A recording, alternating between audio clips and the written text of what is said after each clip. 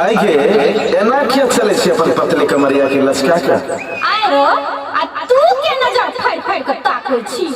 कहियो लड़की नहीं देखले छी की गे लड़की तो बहुत देखने छिए बुझाय से तोहर कमरे में स्प्रिंग सेट छो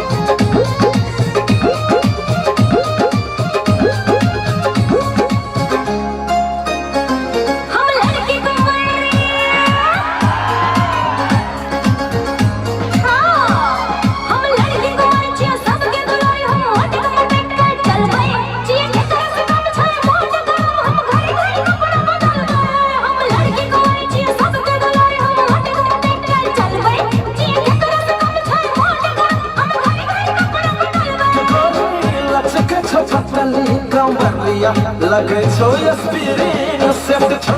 गोरी लचक छो पतली कमरिया लगे छो एस्पिरिन सेट छो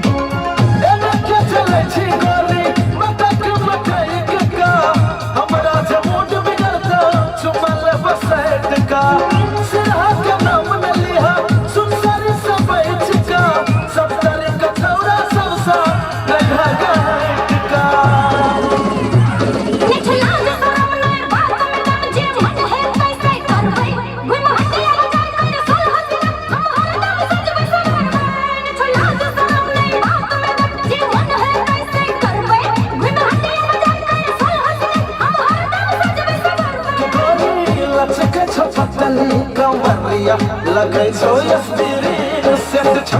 गोरी लचक छो पतली कमरिया लगे छो एस्पिरिन सेट छो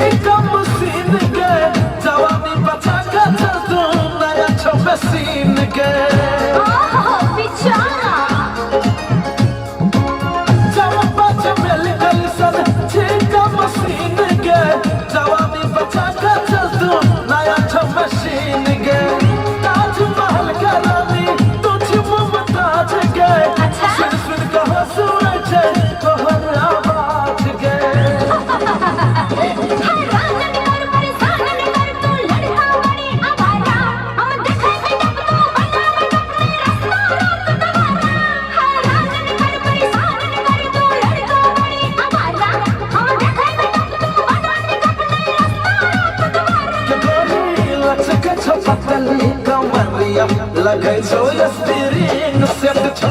गोरी लचक छो पतली कमरिया लगे छो